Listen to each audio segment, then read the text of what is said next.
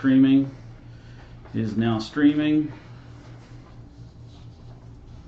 Welcome. We're pleased that you could join us for this webinar discussion. My name is Reverend Dr. Mae Elise Cannon, and I'm the Executive Director of Churches for Middle East Peace, who's convening this conversation with representatives from Americans for Peace Now, the Foundation for Middle East Peace, and the Arab American Institute. And our tech support has been provided by the National Council of Churches. We're pleased that you're here with us. The title for our conversation is Prospects for Peace: Obama's Last Stand and Opportunities in the New Administration. And I think that this will be a robust discussion. I think there's a lot of things for us certainly on the table. I mean, the country, there's so many things going on. And I'm eager for us to hear from our distinguished panelists today as we enter into this discussion. So I will introduce them just very, very briefly. Lara Friedman here is the Director of Policy and Government Relations for Americans for Peace Now. We'll have the opportunity to talk with her some about a recent statement she made before the United Nations Security Council. She comes with an expertise on many, many issues related to the Middle East, but particularly Israeli settlement policy and issues surrounding the city of Jerusalem. Matt Duss, the Executive Director of the Foundation for Middle East Peace, was not able to join us, but we're very, very pleased that Mitchell Plitnick is here. Mitchell is the Vice President of the Foundation for Middle East Peace. Previously, he was the Director of the U.S. Office for Bet Salem and has been involved in other groups related to this issue as well. And finally, last but not least, Dr. Jim Zogby is the Executive Director of the Arab American Institute. He also was appointed by President Obama in 2013 as a representative to the United States Commission on the International Religious Freedom. So welcome, pleased that you're here, particularly the day before Thanksgiving. So for those of you who are baking pies, this is a critical conversation, even in the midst of preparing for time with family. Check your oven, though, periodically. Yeah. Yes. Be sure not to miss that. Exactly. No burnt turkeys. Okay, well, to get us started, I thought we actually would start with Lara, and I wanted to read just a couple of the comments from your statement that you gave before the United Nations Security Council. I thought that I was very moved by your courage, and I thought that many of the things that you had to say were things that the American public needs to hear, but also our government needs to hear. And so I wanted to highlight a few of those things and then have you tell us about it. What compelled you? Could you summarize, your main reasons for being there? So these are the words of Lara Friedman from Americans for Peace Now. She gave this statement, which I'm just highlighting a few components of, on October 14th, just last month. She said this: "It's not easy for me to speak here today because of the deteriorating political climate in Israel as far as democracy is concerned. For some time now, we've been witnessing an ugly campaign against the courageous Israeli human rights and civil society NGOs, carried out by reactionary groups in Israel and by the Israeli government itself. Campaigns that target the legitimacy of NGOs like our Israeli sister organization, Shalom Ashav, Peace Now." I'm skipping a bit, but just a few highlights. You said these groups are being targeted because their work reveals facts that some prefer to hide, facts that challenge the official Israeli government narrative. And then Lara continued and said, "Yet I am here today because this institution, the United Nations Security Council, is too important to boycott or ignore. It's the most important international body in existence today, and it would be irresponsible to miss an opportunity to argue our case in front of it. It would be unpardonable to allow ourselves to be silenced by the cynicism of some of this body's member states whose hatred of Israel may blind them to Israel's legitimate needs and fears. And it would be inexcusable to allow ourselves to be silenced by the disapproval of some who today equate speaking unpleasant truths about Israeli policies with national betrayal." I only have two more sentences. I promise I won't read the whole thing. But I really thought that this actually was an excellent precursor to enter us into conversation, and then I will be silent and let us engage. The final paragraph I wanted to call to your attention, and you can actually read the whole statement on Peace Now's website. Again, Lara Friedman's words: "We stand with the countless number of Americans who want their government and the international community to support and press both sides to reach an agreement that will end the occupation and lead to peace and security for both peoples. and we give voice and energy to Americans who believe it is important for the U.S.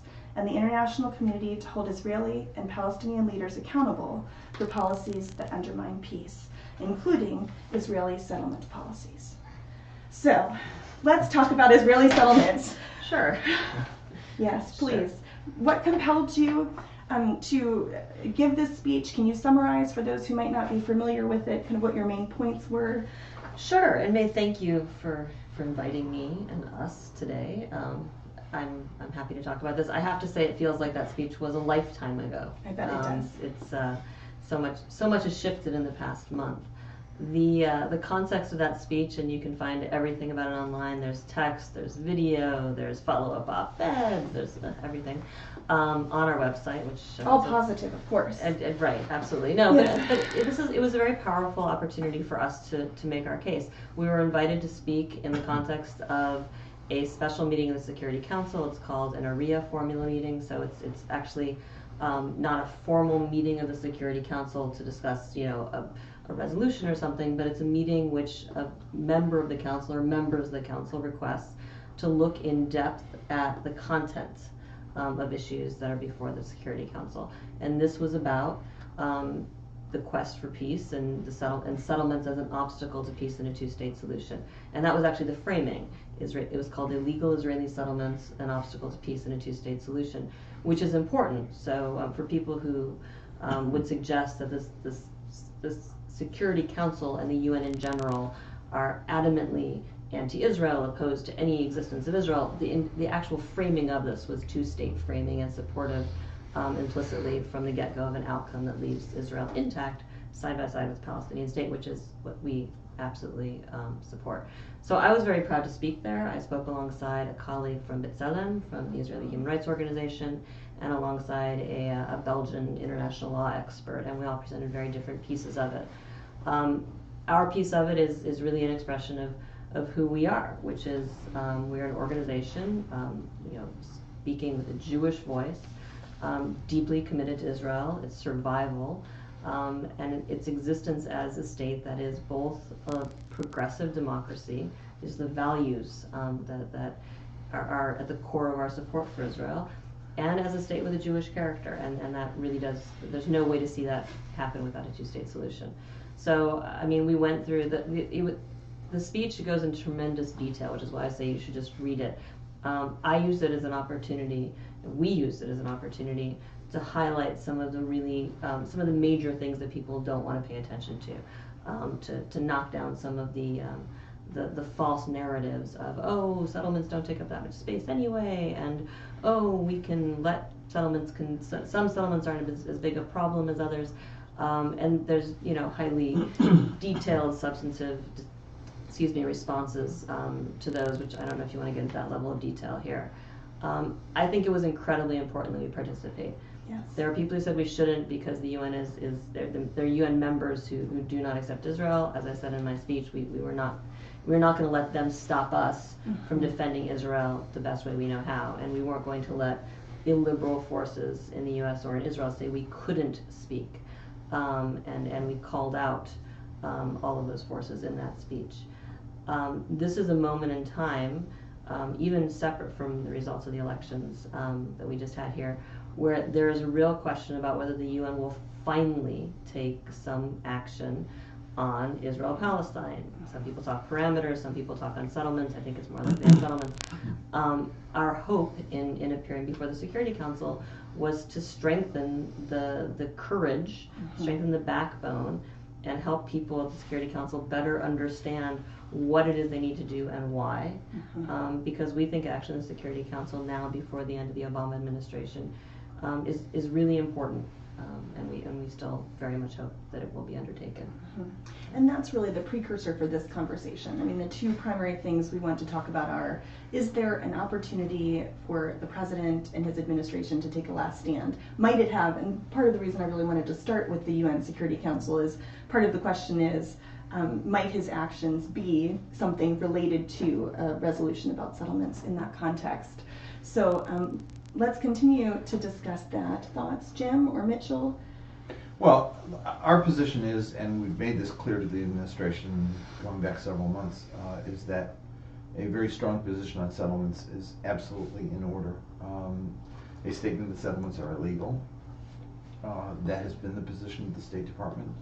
It has been trumped, quote unquote, by the politics going back to Reagan, which sort of diluted the language and came up with all kinds of convoluted terms from the illegitimacy of continued building, obstacle to peace, etc.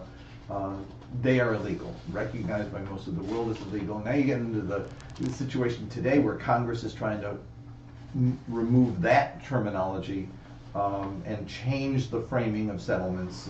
Settlements now become Israeli-controlled areas, and that becomes legitimate. You get what was a proposal that never was ratified and became law, the Abbas-Balin agreement, which talked about land swaps. Israel now acts as if the land swaps have happened, and so building within those areas now become legitimate and others aren't legitimate. They act as if their annexation of Jerusalem, which is not Jerusalem, but is 22 Palestinian villages around Jerusalem, is now off limits, and so they can build anything they want there, and now moved into the city proper, and are taking down Arab homes and building Jewish colonies within the parts of the very settled parts of the city. And so something has to give. And the only thing that we could imagine would give is a firm declaration it's illegal and a United Nations resolution that it's illegal, and open the door for sanctions. And the reason I say this is because the behavior of the United States protecting Israel from the consequences of their behavior have emboldened them and created what I call a spoiled child syndrome. You know when you do something bad that you're never going to get punished, and so why not just keep doing it? And that's where we are right now. There's no reason for Israel to restrain itself. And I argue the president has just given $38 billion over 10 years to defend Israel from external enemies, but who's going to save Israel from itself?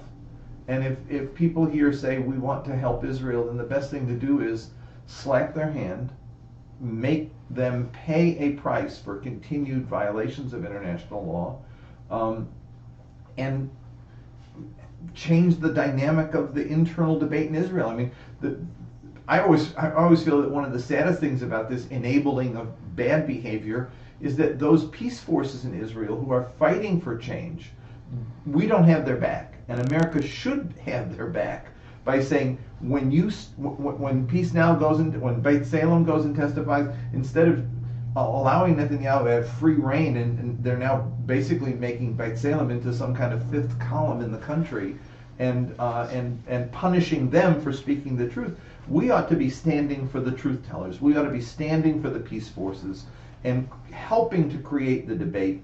Because if we don't, then Israel's going to have right-wing governments for the rest of the century, and Lord knows where we'll be by then. Yeah, and I think we also very strongly support the idea of a resolution that that clearly states that settlements are illegal, that the United States would at least abstain, ideally support, but at least abstain from in the Security Council. And I think the real reason, or the long-term goal of that, is to change the nature of the discussion that we're talking about, to get it out of the spoiled child syndrome that Jim's talking about, and to a place where the issues are actually balanced. The issue should be that both Israelis and Palestinians should have the right to live with their own self-determination and security. That should be the case for both sides, and it should be equal for both sides. And this has not been the terms of the discussion. For a long time, the issue of Israeli security trumped everything. And again, that's an interesting way to put it, but it also it became the first question: will Israelis be secure? And that is an important question. But Palestinians also deserve security. Palestinians also deserve their freedom, and that should be right at the top with any other concerns, if not above other concerns. So I think one of the things that a settlement a resolution on the settlements does is bring the issue of international law back into the equation, and say, "But it's illegal." And there isn't a lot of hemming and hawing about this. We are telling you it's illegal. Israel can say, make the legal arguments that it does make, and it can continue to make them to say, no, the Fourth Geneva Convention doesn't apply here, etc. But the United Nations Security Council will have made the decision. And I think that is important, bringing international law back into it, bringing the questions of human rights back into it. As with a level of importance that I don't think it has right now. The whole framework of the discussion needs to change, and the United States has shown pretty clearly that we are not able or willing to make those changes, and so the Security Council or other international bodies are really going to be the only option. And I think the idea of a resolution on settlements is an important first step in that process. Mm-hmm. And I think what I hear you saying too about rhetoric and our language and the way we enter into this conversation is really critical. With that in mind, Churches for Middle East Peace would have a significant perspective or similar perspective on settlements, that they are illegal, that they are an obstacle to peace. And I think some of the nuances that you were talking about, Jim, and that I heard you mention, Lara, as well, about, well, East Jerusalem settlements are still a problem, or differentiating the idea that in Israel, the Israeli government identifies some settlements as being legal and some being illegal outposts, and the conversation right now within the Israeli lawmakers about whether or not illegal outposts might be legalized, which under international law, all of them are viewed as illegal. So that would certainly be our perspective and as actually, well. if you go back, you know, I've been doing this too long now, but I remember when Kiryat Arba was built, and the Israeli government opposed it. Today it is a major obstacle to freedom of movement and the ability to live a decent life for people in Hebron. And the settlement built within the heart of Hebron, again, was opposed, but is now today accepted as normal. And Beit El, I mean, places that were built with a specific design to make peace impossible, to make two states impossible, and were opposed by the government. I mean, I remember going with Bill Clinton in 1998 when Jebel Abu Ghneim was a green hill because it was a green space. Israel had taken the land from the people in Bethlehem and said, we're going to make this a green space. It was made a green space, and then several years later they said, well, it's now absentee property because you're not doing anything on it. And so they took it and they started building Har Homa, and Clinton opposed it. And he was vigorous in his opposition, put his foot down, you will not, whatever, and it got delayed and delayed and delayed, and today there's like, what, 15, 17,000 people on it? And it's this ability to encroach and accept no self-restraint is just unacceptable. And if the U.S. does not get its moral house in order and do something about it, it's an impossible situation for everyone. The reason why a UN resolution is important is that it has the standing of international recognition of this principle, which is there, but it needs to be enforced with a sanctions mechanism, which then constrains Trump from being able to do anything as well, because just like he, when he heard that the Iran deal was not just the U.S. and Iran, but was U.S. and 5 other powers, he said, oh, I didn't know that, so maybe we have to relook at this. He needs to relook at his positions on settlements and on Jerusalem by understanding that the world community, everyone, is on one side, you're on the other side. If I could just add, I mean, we've been talking about settlements, all of us, for decades. And there's this sort of question like, well, why is this moment different? Is it just because Obama wants to have a legacy or, that sort of thing? I think it's really important that people understand that there has been a sea change in the way settlements are being dealt with in the Israeli narrative, in the political narrative in Israel and the United States. It is a sea change that has been gradual and coming, but in the past 2 years, very specifically, it is a fundamental, and in the past 2 years, unprecedented effort to normalize settlements. We have U.S. legislation in Congress, 2 pieces of legislation that passed into law that explicitly defines settlements as no different than Israel for the purpose of these laws. We have legislation in states across the country. Now, this is not coming in a vacuum. you have, on the one hand, after decades of settlements and now a peace process that is moribund for more than a decade, you have seen a rise in grassroots activism and a rise of what is called BDS, which a lot of people are understandably fearful of in terms of pressure on Israel. That has been exploited very effectively by folks in Israel, by folks in the United States, to say we must have a zero tolerance for activism against Israel, and that includes activism against the settlements. And right there, you've got the slippery slope to normalizing settlements. On the other side of it, the sort of more positive side, you also have in Europe an unprecedented willingness in the past few years to finally focus on the Green Line and look at international law and EU law and draw a distinction between Israel and the settlements. That does not come in a vacuum. That comes after decades of settlement activity and no peace process. When there is a peace process that people believe is serious and is leading to an outcome, Israel gets a pass on a lot of bad policies. That's, since Oslo, that has been the idea. We're not going to focus on these negative things because we have a process that, if it works, is just going to roll right all over them and things will be fine. And at a certain point, people lose faith in that because there's no reason to have faith in it anymore, and you start seeing consequences. So in reaction to grassroots consequences and consequences in Europe, we have this unprecedented move. It's a trend which does not show signs of stopping to legitimize settlements. In that context, and you see that specifically happening within the U.S.? Absolutely. It's happening very much in the U.S., and we're talking about legislation. In that context, when we talk about, I defer to Jim's experience on this. I'm very doubtful that you're going to see anything on the line of U.S. sanctions, even if it's international law that something's illegal.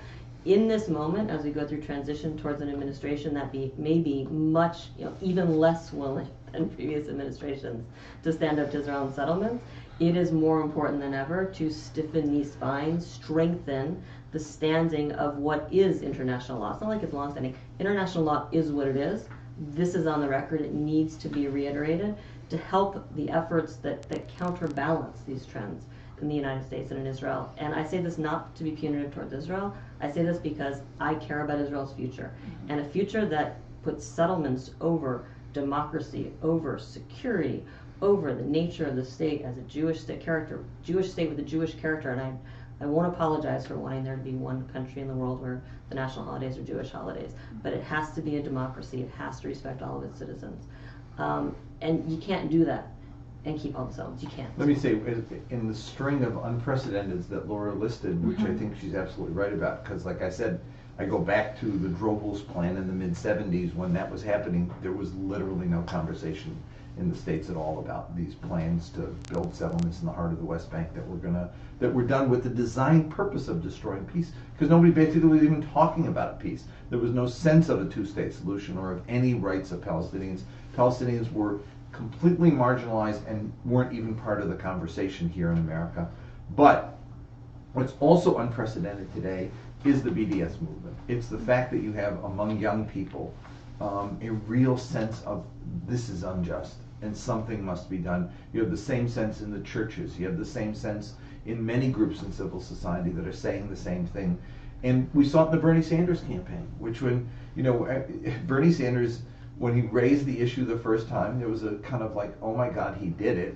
And then when he doubled down at the debate in Brooklyn, there were screams of support for him, because in a sense what it said to young people is, this guy's real. I mean, he's not going to double speak and back off and sort of temper his words because it's the politically right thing to do.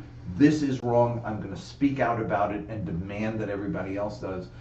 That is unprecedented, and the fact that it didn't hurt his campaign but helped his campaign is also unprecedented. So I think we've got these two dynamics happening at the same time. An emboldening of those in Congress and those in the political establishment who want to silence the debate, and an emboldening at the same time of those on the side of youth movements, civil society, and the churches who say, hell no. And in the Jewish community as well, a number of people in the Jewish community, a number of organizations saying, making distinctions on BDS, saying, we're not boycotting Israel, but we're boycotting settlements and product. I mean, there is a debate now, and I say let it live, and we've got to make that debate stronger from our side so that we ultimately push back the other side.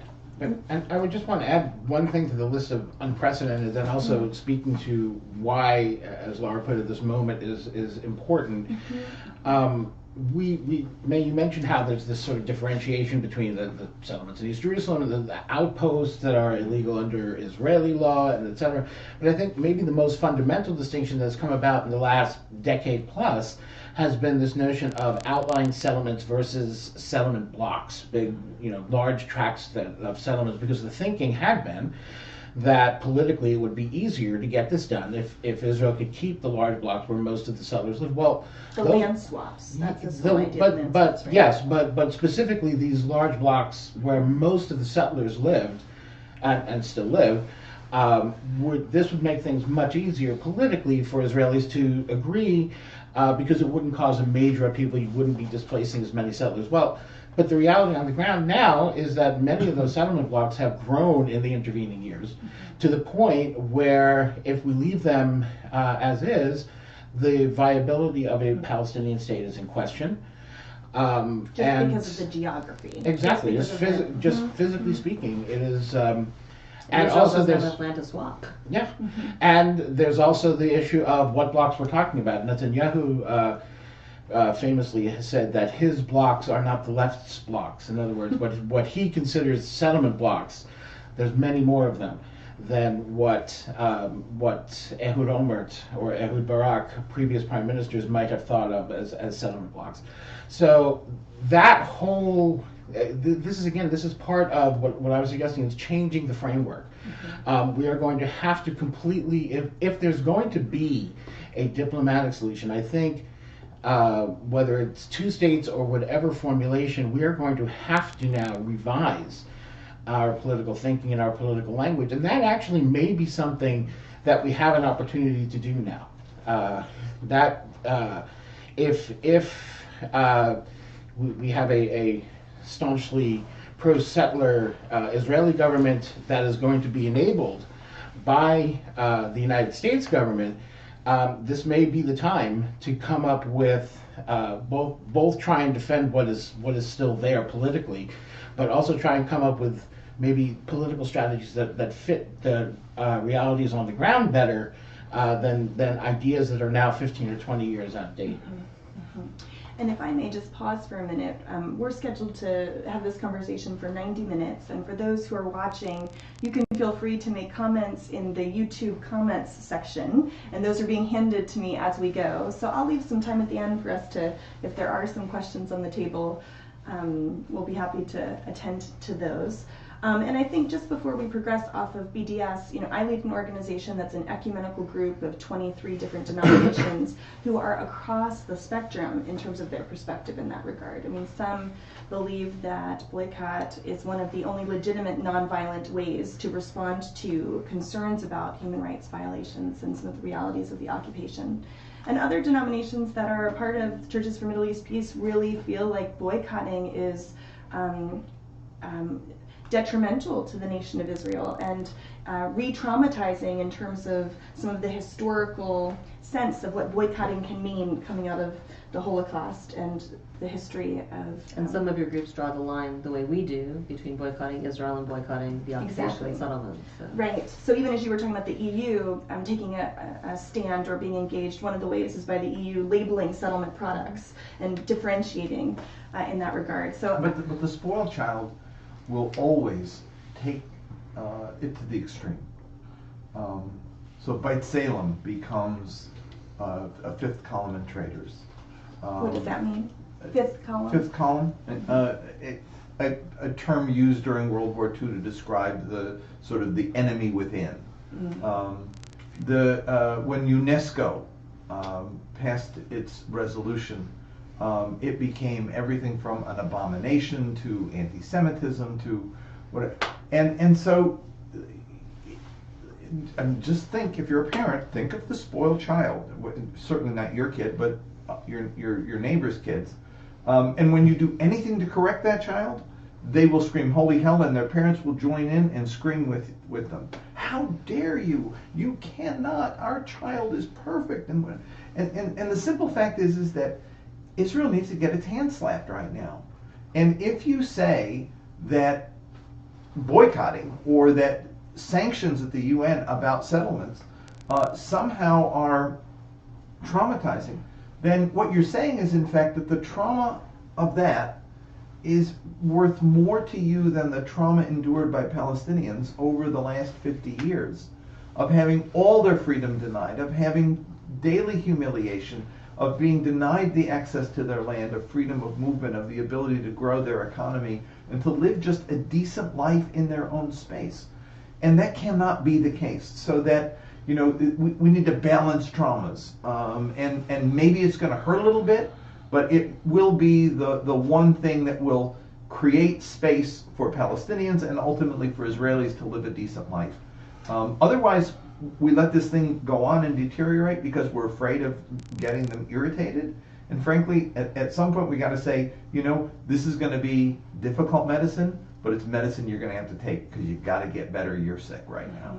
Well, one of the things I've heard mentioned a couple of times is the word balanced. And I often say that balanced in this conflict is a 4-letter word. Yeah. That it's not the most constructive word because there are such significant power differentials. And I don't think that we should equivocate suffering, or that the suffering of Jews in Jerusalem who are afraid because of stabbing attacks, that somehow minimizes the reality of Palestinian suffering under because they are living under military law. And this is a nonviolent, I mean, what BDS is nonviolent. Please do not take that from Palestinians, their ability to do something nonviolent. If that tool can be enhanced and perfected, it could save a lot of pain for a lot of people for a long time. And look, I mean, I've written about this. I think Mitchell has as well. There's all of us, I think, can say very clearly we absolutely oppose and reject violence. There has to be a question of, well, how do you oppose Israeli policies? What are effective mechanisms? Not just effective, what is permitted? When I spoke at the UN, I and my fellow panelists were dismissed by the Israeli ambassador to the UN as contributing to Palestinian diplomatic terror. As incitement? Okay, I'm just giving the words. That was called diplomatic terror. We've heard boycotts called economic terror. We've heard the term nonviolent terror. We've heard journalistic terror. Can terror be nonviolent? Well, I mean, if you put the word terror after every possible way to non-violently oppose the occupation, I don't know what you leave people with. We will never endorse violence, and I will urge everyone on the ground to never resort to violence. I do worry, though, that the people who say we will never resort to violence on the ground, at some point lose a tremendous amount of credibility trying to convince others, and you empower the people who say the other side only understands violence. I'm terrified for that, for the future of my friends and loved ones in Israel, and for the future of my friends in Palestine. And that's where you leave it if nothing is permissible. We do not endorse BDS against Israel because we do not feel that it is necessarily the most effective way. We feel a much more effective way is focusing on the occupation and settlements.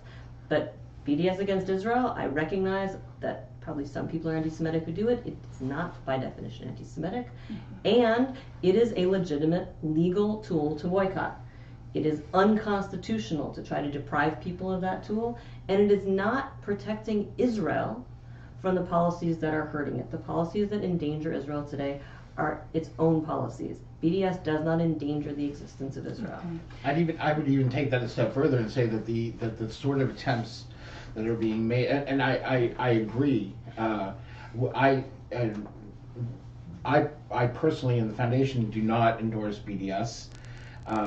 We do endorse boycotts against settlements and against the occupation. But I also feel that this is, as both Lara and Joe have pointed out, a nonviolent method, and by using legislation to try and stifle the ability to boycott, to essentially stifle speech. I mean, the test of any freedom, the test of freedom of speech is: are you tolerating speech when you don't like it? You do not have to agree with BDS. You do not have to support BDS, but unless they are doing something that, some sort of actual incitement to violence, some sort of extra legal activity, people who are endorsing boycotts have a right to make that case. And I think also it speaks to the weakness of the other side, frankly, of how worried people are that people seem to feel that Israel cannot win a debate.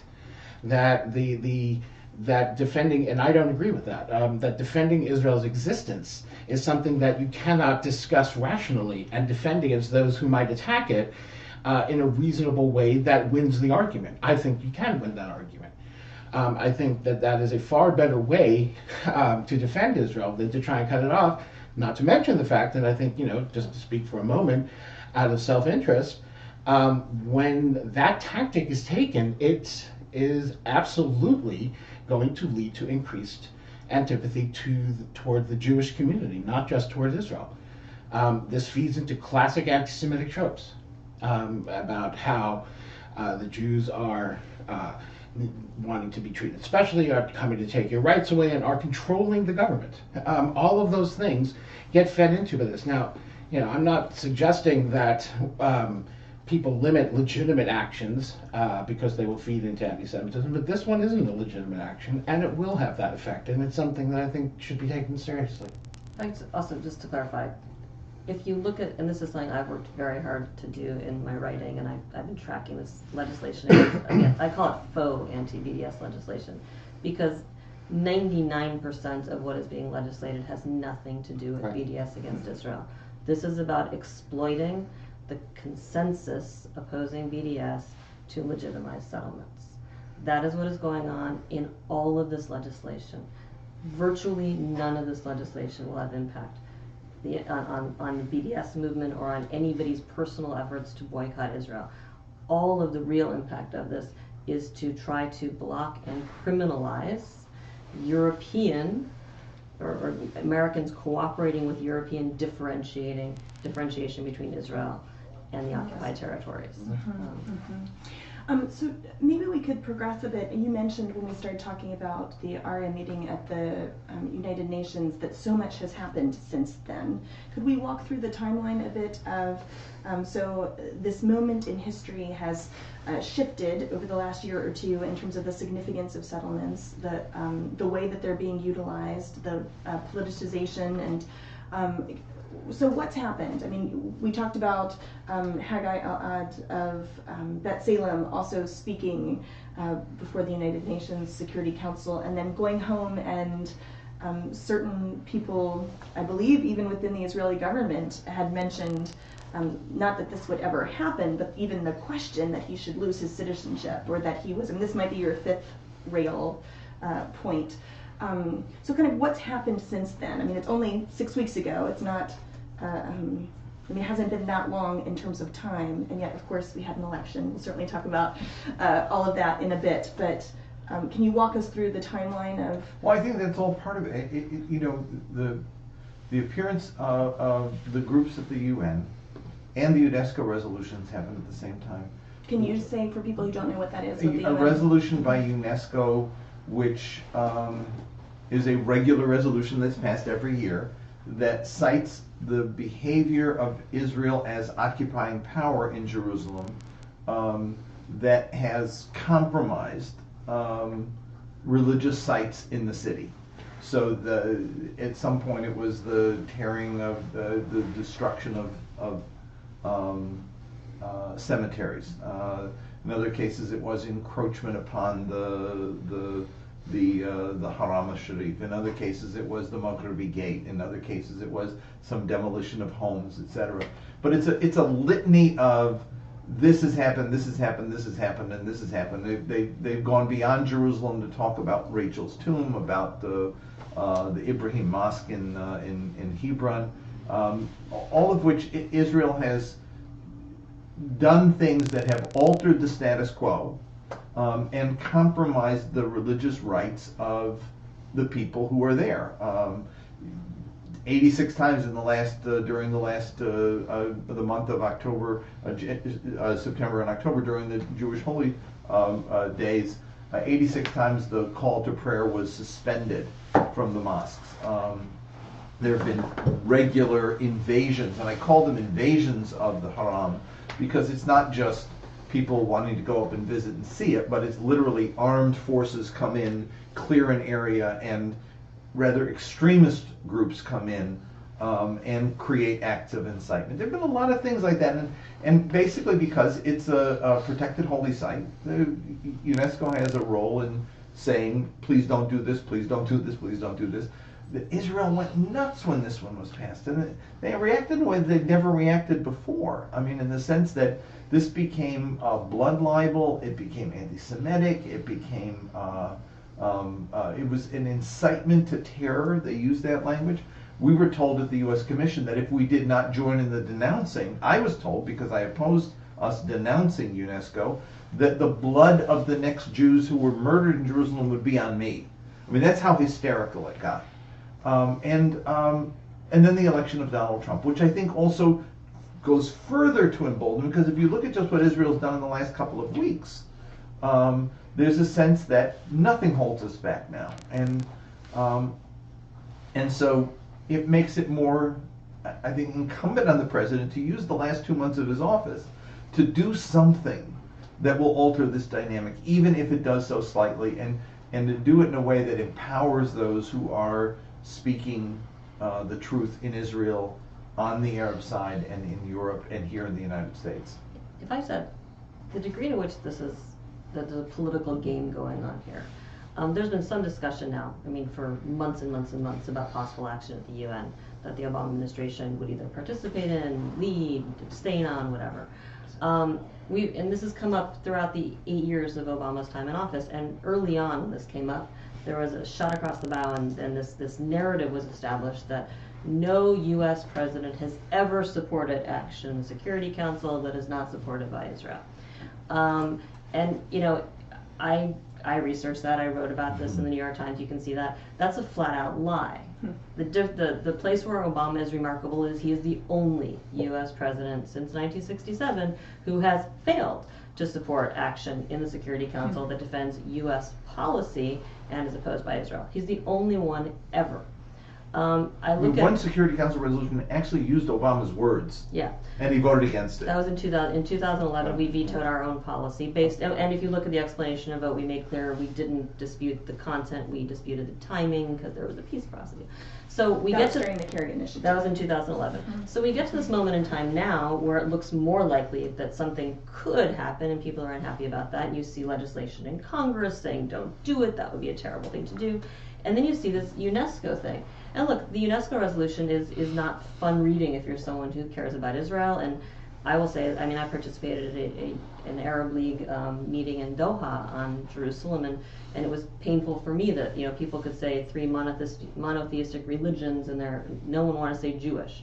I mean, I can say Muslim when I talk about, you know, equities in Jerusalem. I think you should be able to say Jewish and Christian as well.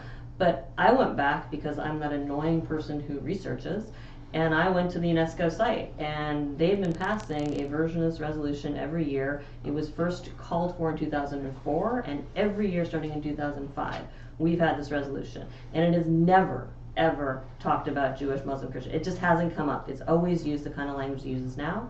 It's become more substantive in terms of a list of grievances as things have gotten progressively worse, particularly starting in 2009 when we had the new mayor, the now mayor, Barkat of Jerusalem, and Bibi, their era started. So there's never been a brouhaha about this. It's not a great resolution if you don't like the missing word Jewish. It's never been there.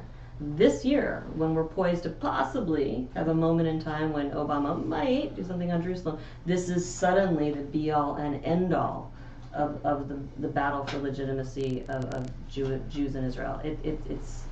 It's hard not to see the political element there. I think also, but in terms of how we got to this political moment, I think it's important. Lara touched on Netanyahu and Nir Barkat in Jerusalem, but in general, even when Netanyahu was elected in 2009, this government that is in power in Israel now, I mean, Netanyahu is the moderate within this government, and that's a thought that should give everyone severe pause. He's a moderate, but he's also afraid of being outflanked on the right, which gives more radical voices, even more staunchly pro-settler voices like Naftali Bennett, like Avigdor Lieberman, and more anti-democratic voices like Miri Regev and Ayelet Shaked. These people have a disproportionate now amount of power in Israel.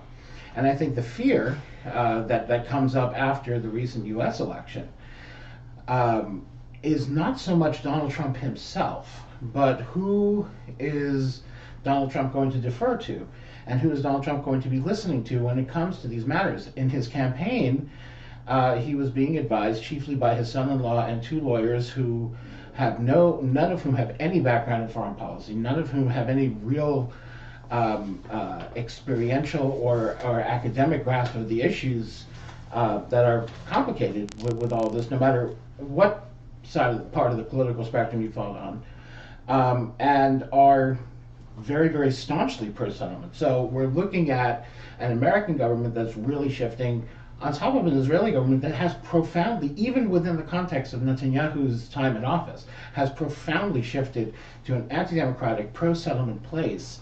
That is a very scary prospect.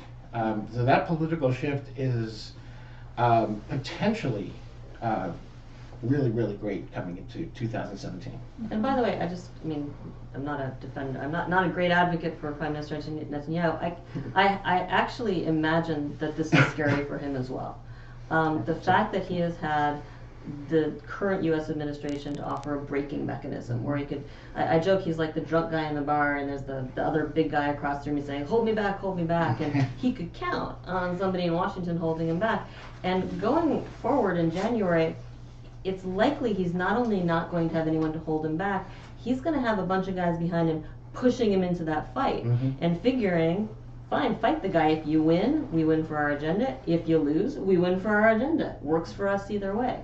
And Bibi has to be aware of, as things get more extreme in terms of their policies, if you look at the news, plans for hundreds of new units in East Jerusalem, whatever, that's going to be really problematic in their relations with Europe, which is still their largest trading partner. As were things like FIFA, where Israel is facing, problems with its relationship with the international soccer body. It can have a great time with pro-settlement forces in Israel, in the U.S. That isn't necessarily the role that Bibi is most comfortable or with the U.S. playing all the time. Let's talk a little bit more before we'll start taking questions in about 10 minutes. So I know that there are some people online who sent some our way. Before we do, let's talk a little bit more about the implications of November 8th. You mentioned President-elect Trump's son-in-law, Jared Kushner.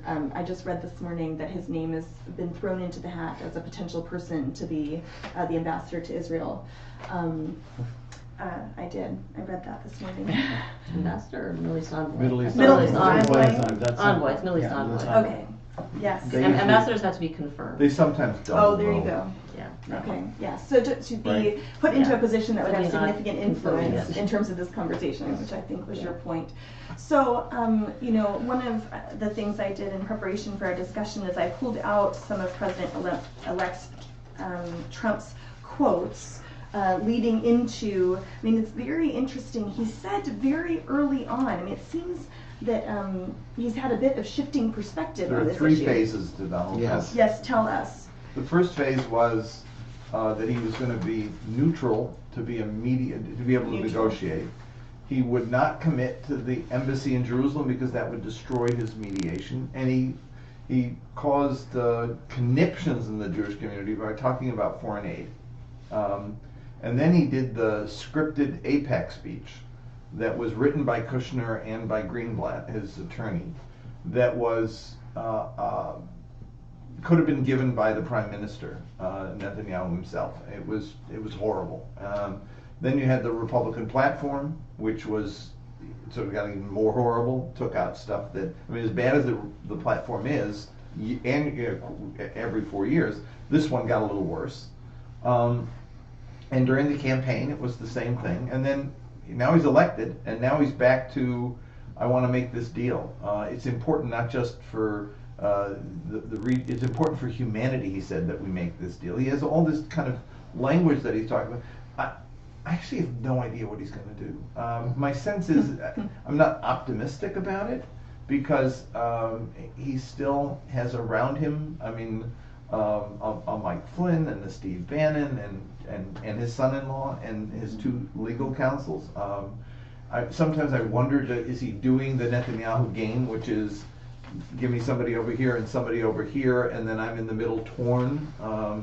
I'm not sure it's that, he's a deal maker, we know, but I'm not confident that his compass, his moral compass is such that he's actually trying to move towards some resolution of the conflict as much as he is kind of positioning himself to kind of look good in the face of Arab world, Europe, etc. And I will expect appointments that first he gave us the crazies, and next are going to come the not so crazies. I mean, the same way you had Priebus and Bannon, you've got now a very conservative attorney general. I might expect somebody less. At DHS, you have a national security advisor who is really a problem person. I think you might have a Secretary of State who's a little less problem person.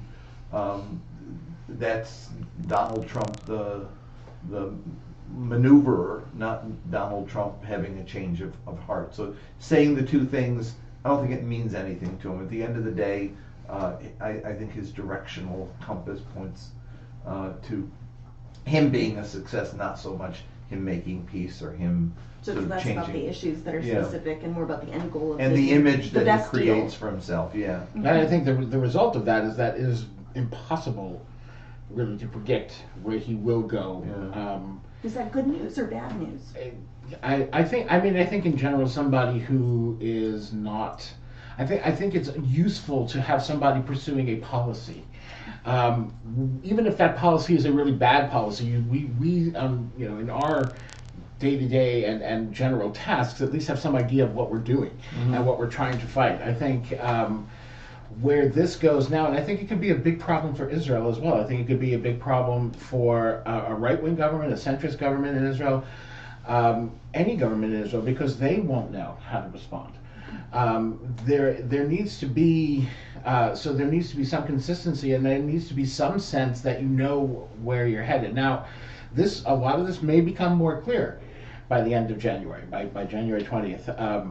A lot of this, we could end up with better people in these positions than it might appear right now, as Jim suggests, or we could end up with Secretary of State Gingrich, and Ambassador Huckabee, which I think would be a very negative scenario for Israel, for Palestinians, and frankly for Huckabee was Americans. the one who was possibly in position to be appointed as the ambassador to Israel. Is that right? That was Yes, kind of Huckabee was. It's gossip. Huckabee, We're in yeah. gossip phase. Right. Okay. Yes. And I think and again, this is sort of where Trump. It's showtime. This and is right. Basically, that's what this entire process has been for him. It's building the ratings. It's building Well, let me this add is to some of becoming that president video as a of reality his TV quotes. show. Let me say a few of his quotes, and then we'll have Lara. You can respond. So he began by talking about neutrality, and then shifted a bit. And in response to Jerusalem, said, "I just don't want to get into it. If I win, I don't want to be in a position where I'm saying to one group one thing, and then to the other side, we don't want Trump to be involved." He said, "Let me be a sort of neutral guy. I have friends of mine who are tremendous business people, and they're really great negotiators, but they say this is just not doable. You understand, a lot of people have gone down in flames trying to make that deal, the Israeli-Palestinian peace. So I don't want to say whose fault it is, because I don't think that helps. But I would love to be able to be the one who made peace with Israel and the Palestinians. I would love that. That would be such a great achievement, because no one's been able to do it." So, I have conflicting views. My mother always said with men, you listen to what they say, but you watch their feet. You hear them, much more important what their feet are doing. But you also listen to what they say. I don't have any idea how to evaluate anything President-elect Trump says. I'm not hoping for the best. I'm fundamentally, our agenda should be all of us who support, Israeli-Palestinian peace, two-state solution, whatever it is. I mean, our agenda doesn't go away. There are certainly people now suggesting that this is on the margins, there's bigger fish to fry. Many administrations coming at this from different perspectives coming in have said, we're going to put this on the side and we'll come back to it when we're ready. It doesn't work. This comes and bites you in the butt. You can either deal with it on your own terms because you have a policy, or you will have a policy imposed on you. So we're gonna keep plugging away. All of us are obviously concerned with some of the statements that have come out around this and with some of the names that are floating around. By the same token, if I were a hardline Israeli, I'm not surprised people are trying to convert those into wins really, really fast, because there are laws of the law of gravity, on policy, should reassert itself at some point once they take office, and there are competing interests, and it's going to be very hard for any administrations, and just about President-elect Trump, to have to pursue a policy on Israel-Palestine that is at odds with the entire world, and somehow seal that off hermetically from all the other interests pursuing, including in the region.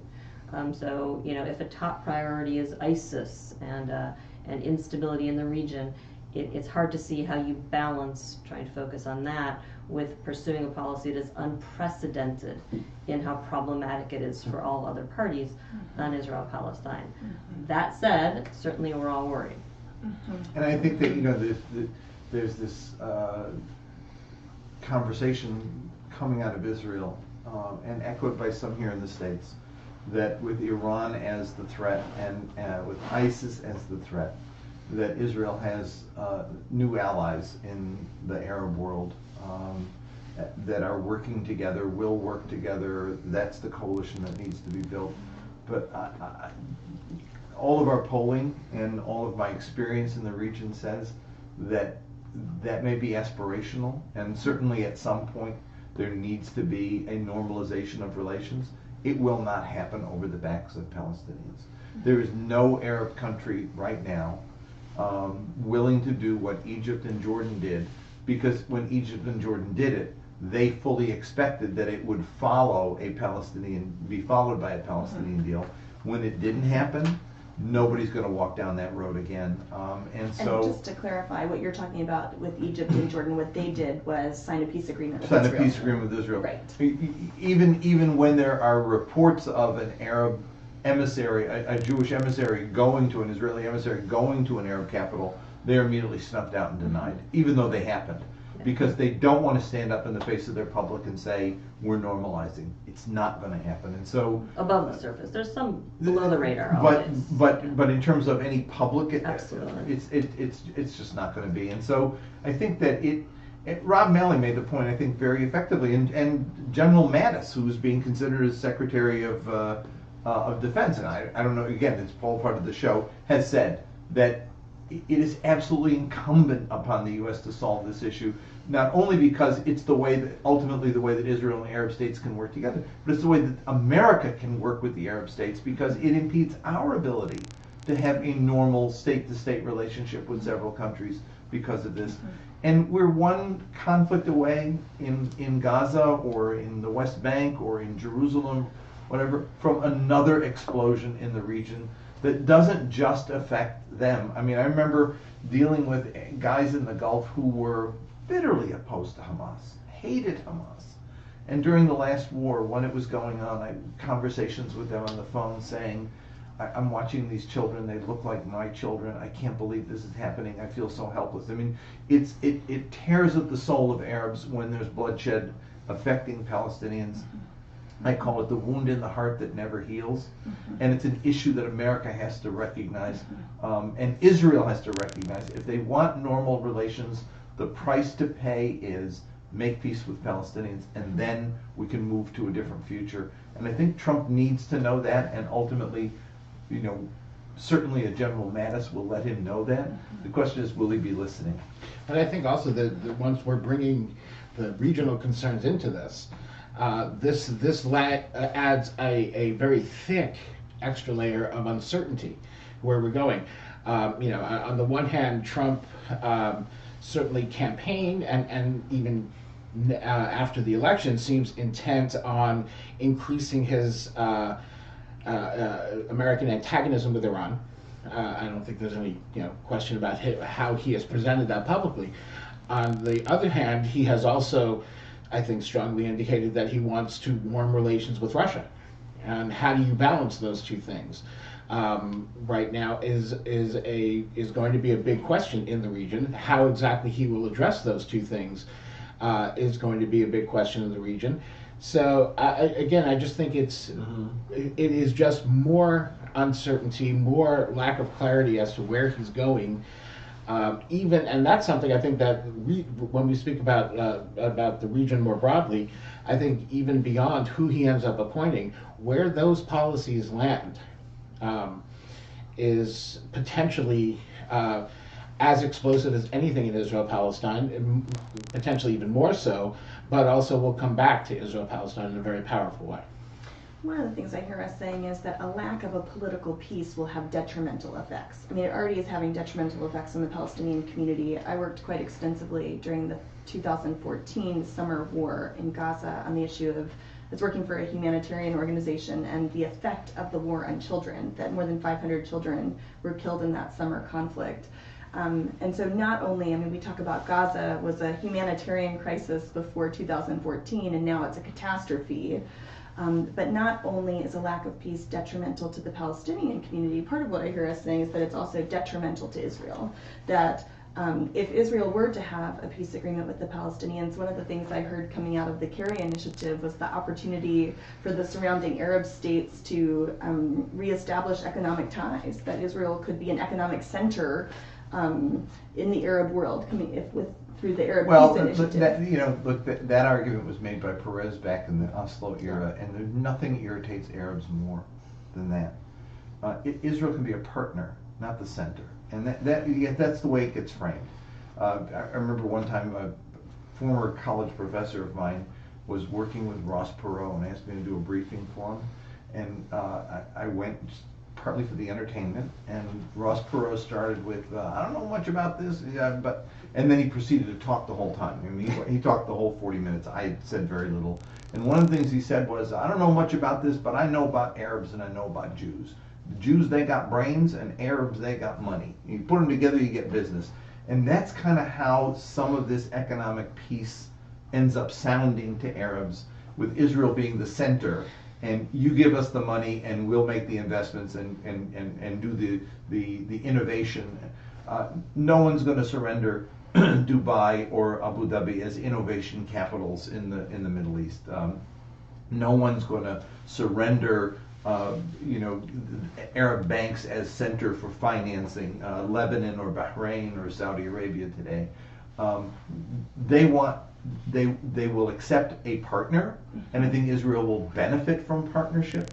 Normalized relations will benefit everybody, but Israel has created for itself a kind of an abnormal economic situation for itself. It has turned west, not east. Now it's trying to move over beyond the Arabs into the Far East. It certainly would be better for it to be integrated into the neighborhood, and I think. But if I were to look at the situation, I think it'd be more beneficial for the United States to have peace and a normalized Middle East than it would be ultimately for Israel or even for the Arabs. And in other words, as Rob Malley, I think, said at the Haaretz conference a couple of years ago, that this is not the center of conflict in the region. Israel-Palestine is not the whole reason why the Middle East, but it's the whole reason why the U.S. cannot have a normal political and military relationship with the countries. It's got to be covert in some instances, and it inhibits our ability to have free exchange as we would like to have in the region. Yeah, I think also that the argument, and then we want to get to questions, and I'll be really quick. That the argument that peace is in Israel's interest, well, I think we would all agree that it is, but I don't find it to be a winning argument with Israelis. Or with American Jews, because if it's in Israel's best interest, it's not, I think most people, I think certainly most Israelis feel it's not for Americans or American Jews to tell Israel what's in their best interest. So I think when we're approaching it, we should approach that aspect of it in support of Israelis who are making that case, not as our own. Carrie placing an Yeah, initiative. it's not our place. I don't think it is our place really to tell this is for your own good. We'll let other Israelis, we'll support other Israelis who are saying that this will be for their own good, and beyond that, we should be saying this is what's best for the region, it's what's best for the world, and it's what's best for the United States.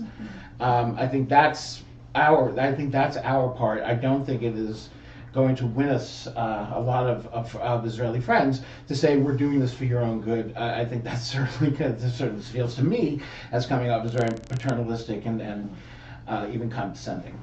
So, thank you. So in our last few minutes, we'll definitely take some questions, and I hope we'll focus on, so where do we go from here in the weeks ahead, right? So the whole title of this conversation is Obama's Last Stand, in the sense of what can he do and what should he do?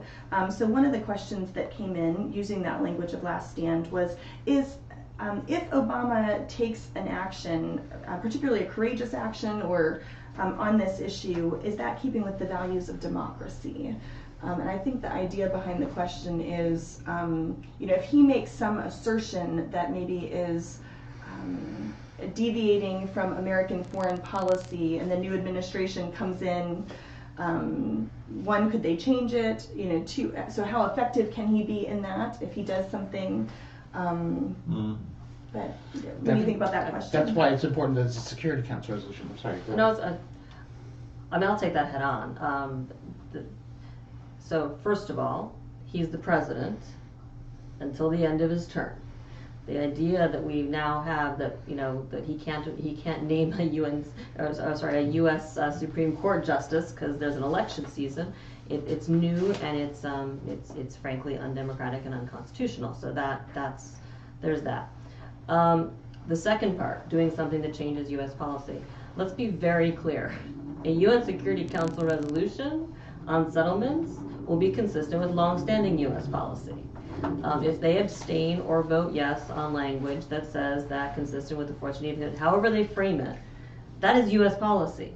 It is U.S. policy that many people would like to see disappear, but it is long-standing U.S. policy. The break from U.S. policy is walking away from that. And the break from long-standing practice is to not defend it at the Security Council. I have put the entire data set about U.S. activities at the Security Council since 1967 online on our website. Please don't trust me, check it yourself. The question though of whether or not you can break new ground in your final days, I will refer to the famous liberal democratic President Ronald Reagan. Yes, who in his final days in office did the incredibly lefty pro-Israel thing, which was he opened talks with the PLO, which at the time was a designated terrorist organization. In doing so, he paved the way for the Madrid process under President Bush. That was Reagan in his final days in office. I'll point out President Clinton, who is beloved by many. He, in his final days in office, laid out the Clinton parameters, which till today are pointed to as the sort of guidelines, framework, foundation for where we have to go. So everyone wants to fed into the Taba talks. And fed into the Taba that were talks. taking place at the time between Israel and the Palestinians. I mean, the idea that President Obama, unique amongst all U.S. presidents, is somehow handcuffed in his final months in office from doing anything consequential is outrageous and unprecedented and needs to be challenged and then directly. there was George W. Bush, who, in an unprecedented way, used the last several weeks of his administration to do nothing damaging. Absolutely. Which was unprecedented. Unprecedented. Talk a little bit about the benefit or cost of if President Obama decided to do a parameter speech following what you were talking about in terms of President Clinton. Would a parameter speech be effective? Would that be helpful?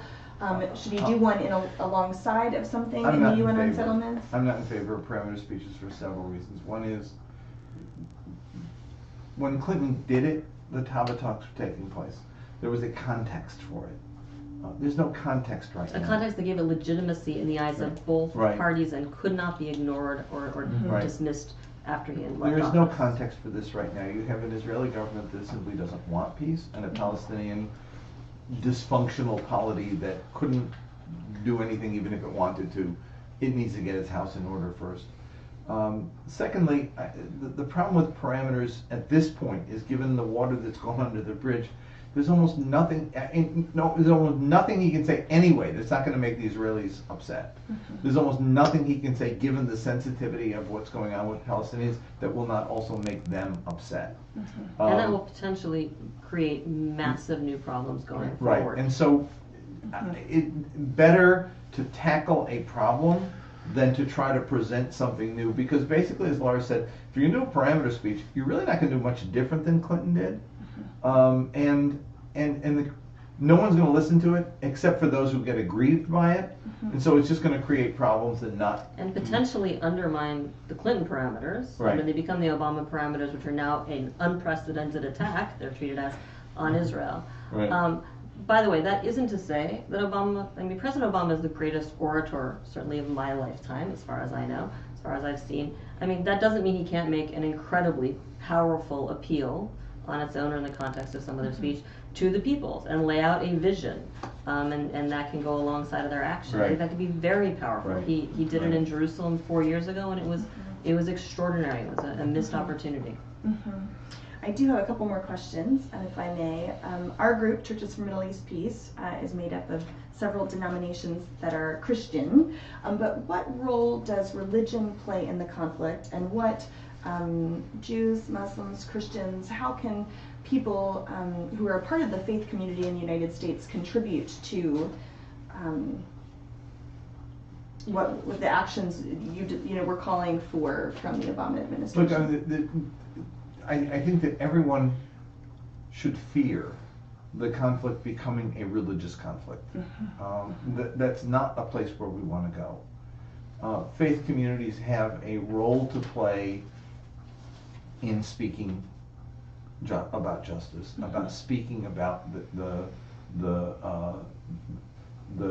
directional, what ought to be the direction we move into.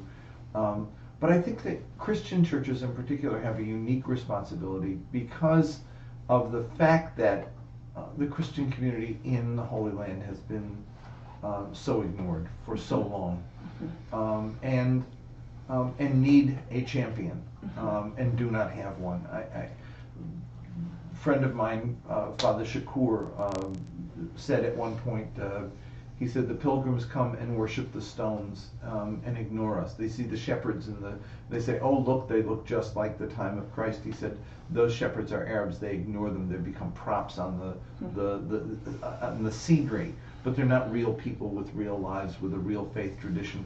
I brought him to the States at one point 30-something years ago, and I remember I had religion reporters for all the major outlets at the breakfast with him, and one said, you're an Arab and Christian, that must be hard.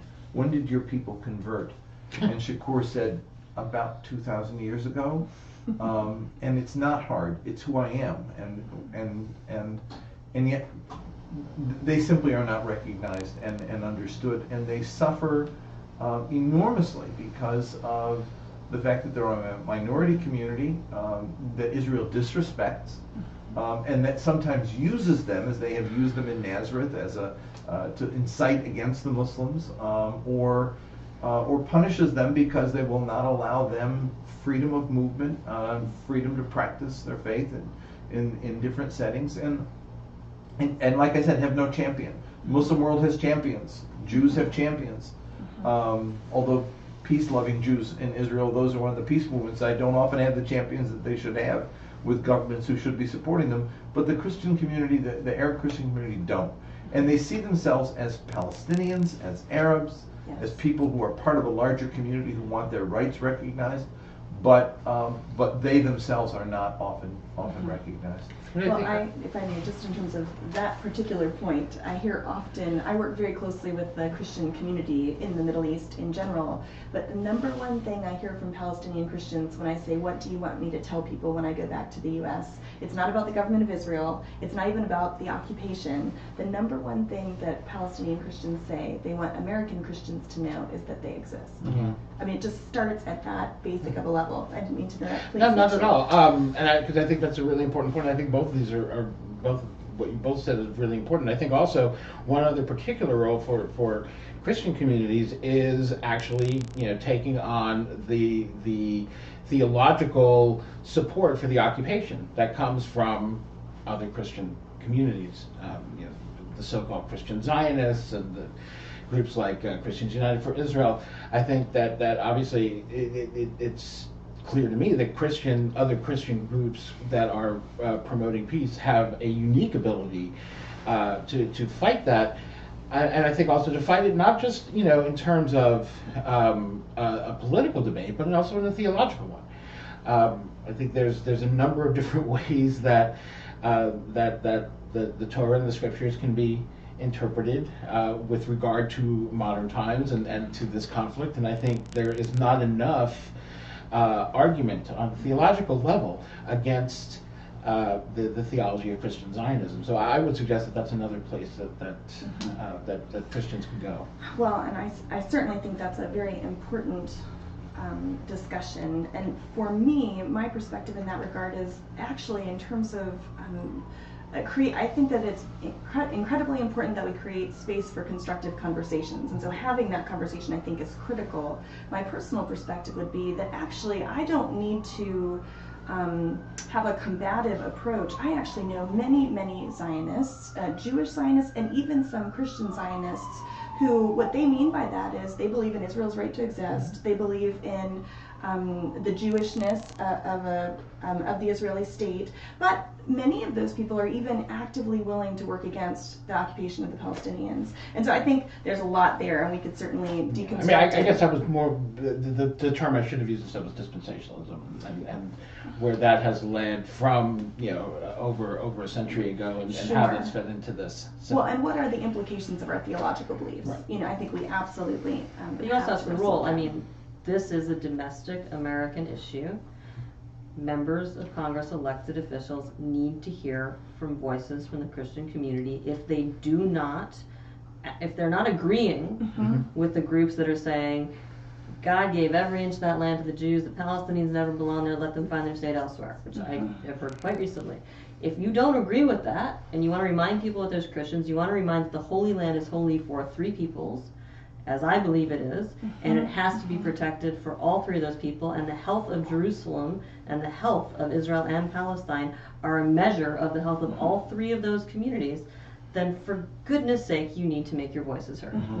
And I think that's something that CMEP will be able to provide the opportunity for currently and certainly on the horizon. And it's funny that you mentioned that example, Lara, because just a couple of weeks ago, I was in an office on the Hill where a chief of staff for a senior member was talking to me about what you just described. And we ended up spouting Bible verses back and forth, and I thought, this is the chief of staff, here on the Hill. And yet, I think deconstructing and having that conversation is so incredibly critical. And so we would encourage you, people who are watching, we want to take people to the Hill who say, we care about the legitimate security needs of Israel, and we care about the suffering of Palestinians. And that actually is a revolutionary statement on the Hill.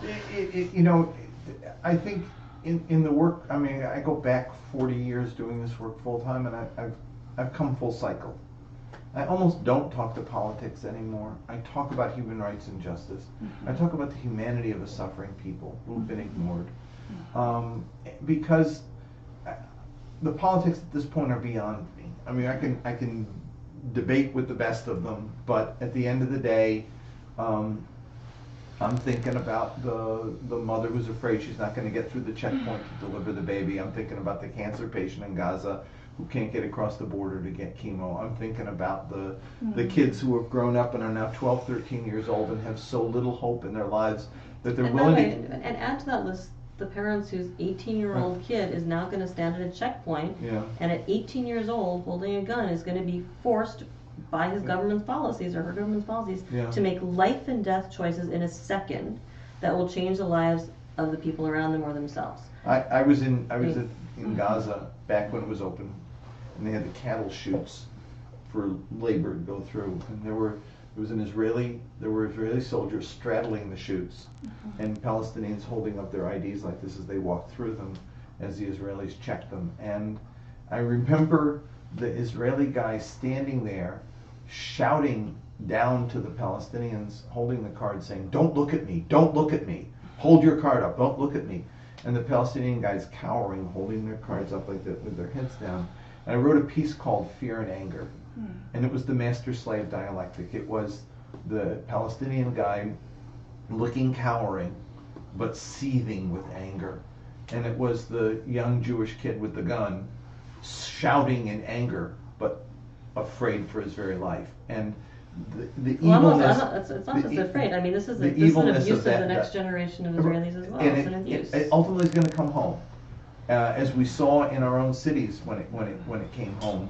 When police violence against blacks, ultimately you had police in Philadelphia literally killing each other and bringing their guns home and committing homicides in their homes. I mean, you cannot do this, militarize a society for this long without destroying ultimately the culture, the value of that country. It becomes a militarized society. Palestinians are going through the same thing. And so it is a question of asserting humanity, of asserting human rights, of fighting for justice, and making real change for real people.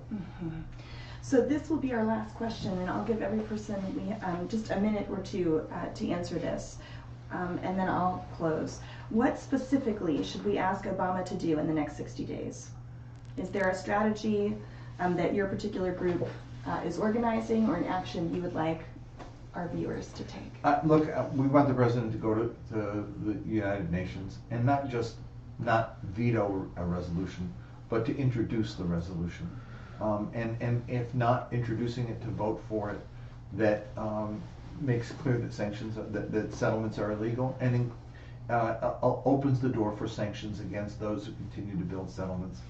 And I would like him to dust off the State Department guidance on this from the 70s and reaffirm it in a public way as American policy.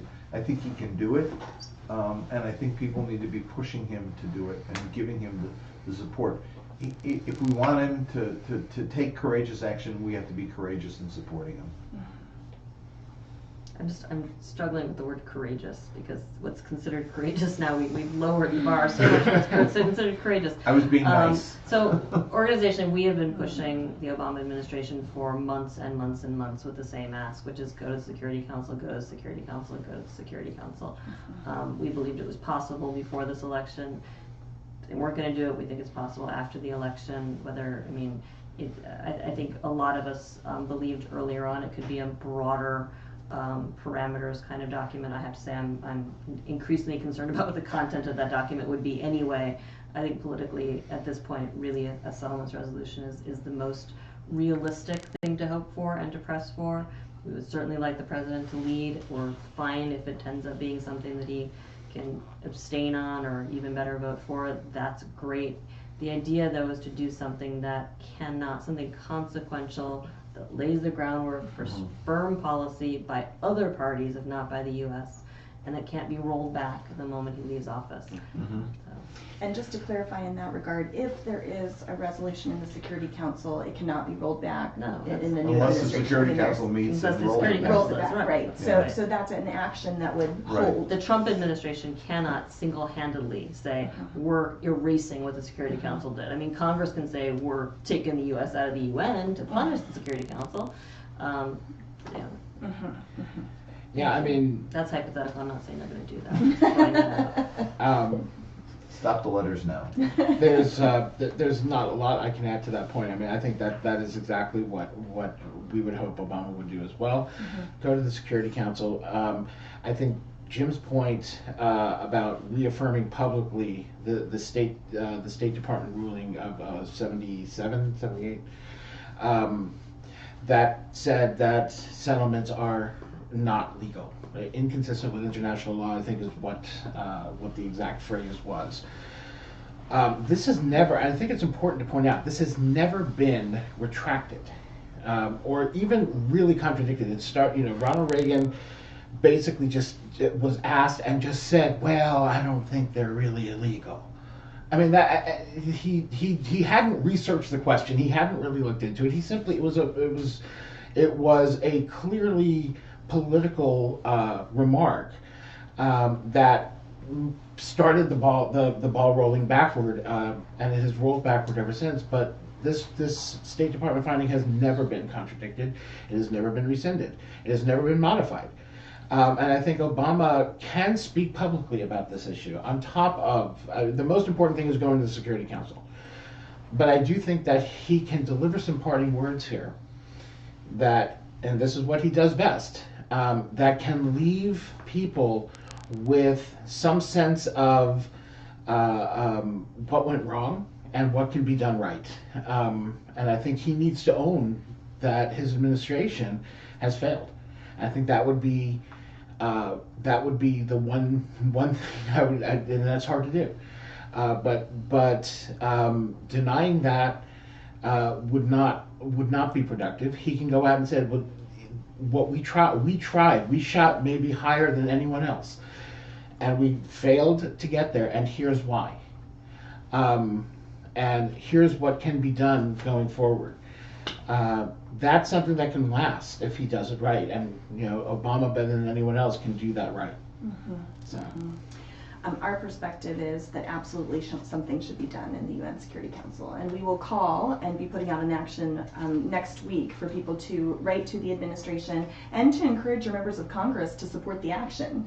That at a minimum, it's very important to do that. Right. I think it would be wonderful to have some leading members of the Hill leading the charge, if you will. That might be a bit aspirational, but we'll ask and seek, right?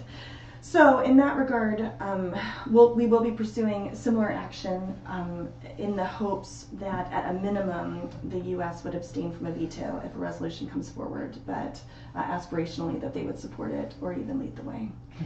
So we began with settlements and ended with settlements, and my hope is that that's not the end of the story when we meet in the future. But grateful for each of you. Thank you. Thank you for your expertise Thank you for and for you. the opportunity to be together. And for those of you watching, we will be in touch. And so hope that you'll take action alongside of us as we seek to encourage the Obama administration to have a strong, strong end to his administration in terms of his challenging of settlements. Thank you. Thank you. Thank you.